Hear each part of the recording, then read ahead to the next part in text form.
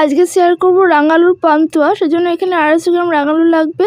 রাঙালুটাকে সেদ্ধ করে একটা গেটের সাহায্যে ভালো করে গেট করে নিতে হবে।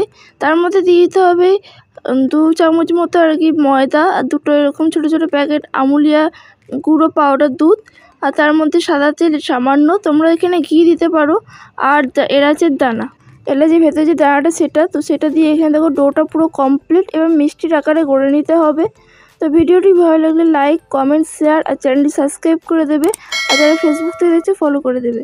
তো এখানে সবগুলো মিষ্টি দেখো রেডি। এখন শিরাটা বাড়িয়ে নিতে হবে, বা মিষ্টি রস যেটাই বলো। এলাচ দিয়ে বানাবে, এলাচটা একটু ফাটিয়ে দিয়ে দেবে। তো এখানে মিষ্টি রসটা পুরো তৈরি হয়ে গেছে।